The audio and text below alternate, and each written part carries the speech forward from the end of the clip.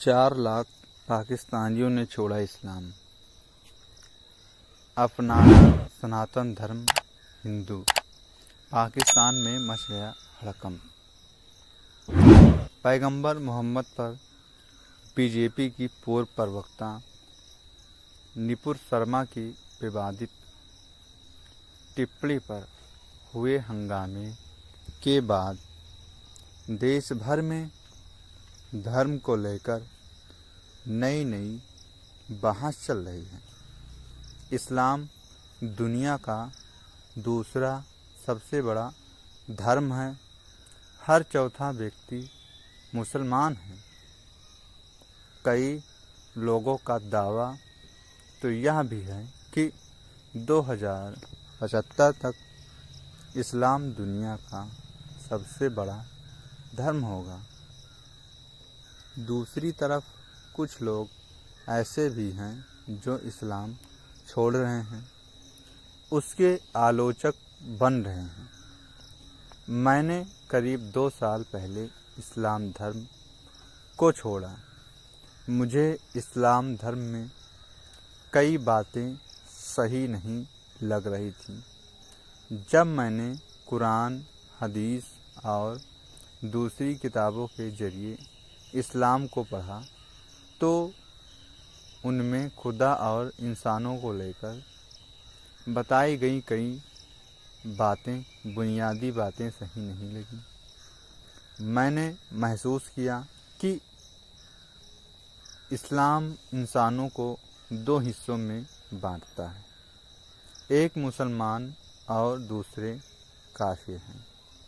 मेरे मन में सवाल उठा कि किसी को उसकी आस्था के हिसाब से कैसे बांटा जा सकता है।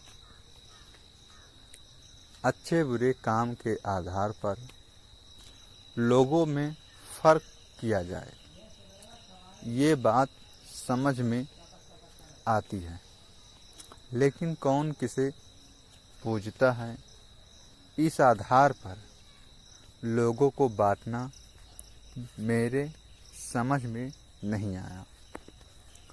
इस्लाम में बताए गए हिदायत और गुमराही के सिद्धांत पर भी मेरे मन में सवाल उठे। दावा किया जाता है कि कुरान को इंसानियत के लिए एक गाइडेंस के तौर पर खुदा की तरफ से भेजा गया है।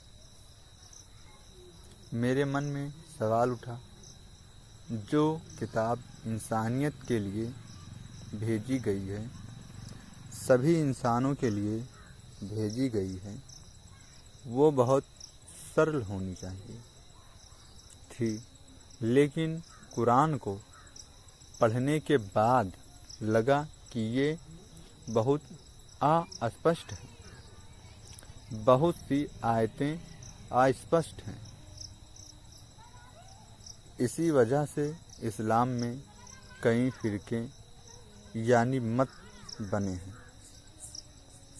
हर फ़िरका मानता है वो सही रास्ते पर है और बाकी गलत रास्ते पर है। लोग अपने हिसाब से आयतों के मतलब निकाल लेते हैं। आखिरकार मैंने इस्लाम धर्म छोड़ने का फ़ैसला किया। मेरे परिवार में किसी और ने इस्लाम धर्म को नहीं छोड़ा।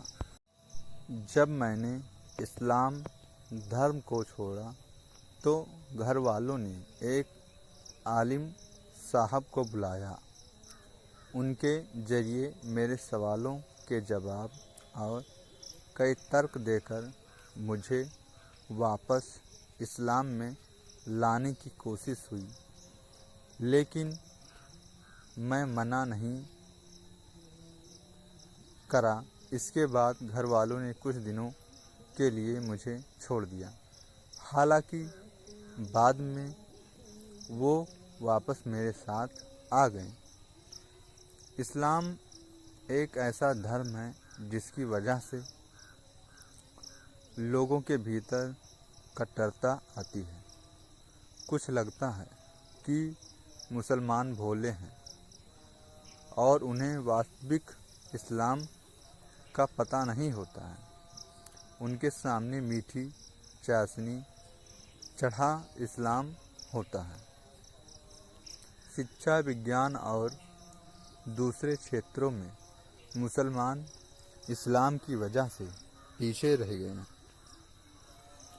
अब सोचता हूँ कि मैं मुसलमानों को जागरूक करूँ ताकि उनके भीतर से कट्टरता खत्म हो जाए। समाज में पीछे रह गए हैं मुसलमान आगे बढ़ें। मुसलमान दूसरों को भी इंसान समझने लगे और उनके भीतर से ये विचार खत्म हो कि वो सर्वश्रेष्ठ हैं और बाकी इंसानों से बेहतर हैं। इसी वजह से मैं इस्लाम को लेकर अपने सवाल उठाता रहता हूँ।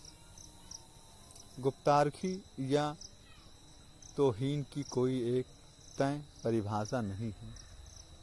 एक फिरके के मुसलमान कहते हैं कि दूसरे फिरके वाला मुसलमान गुस्ताख और गुमराह है। किसी भी बात पर किसी भी भावना आहत हो जाती है। हमारा इरादा किसी की तौहीन या गुस्ताखी करना नहीं है, बल्कि सवाल उठाना है। हमारा तरीका बिल्कुल साफ है। हम तथ्यों की रोशनी में सवाल उठाते हैं। हम इस तरह से अपनी बात रखते हैं कि गुस्ताखी भी न हो और हमारा ऐतराज़ भी दर्ज हो जाए। मैं इस बात को मानता हूँ कि बहुत ज़्यादा माननीय व्यक्ति की अगर आलोचना करनी भी हो तो बहुत सम्मानजनक तरीके से करनी चाहिए। मैंने कभी ये नहीं कहा कि इस्लाम को ख़त्म कर देना चाहिए या इस्लाम पर पाबंदी लगा देनी चाहिए। मैं समझता हूँ कि धर्म व्यक्तिगत आज़ादी का हिस्सा है। कोई हिंदू, मुसलमान या नास्तिक रहना चाहता है तो उससे किसी को दिक्कत नहीं होनी चाहिए। दिक्कत तब होती है जब कोई मुसलमान अपना इस्लाम दूसरे पर थोपने की कोशिश करता है।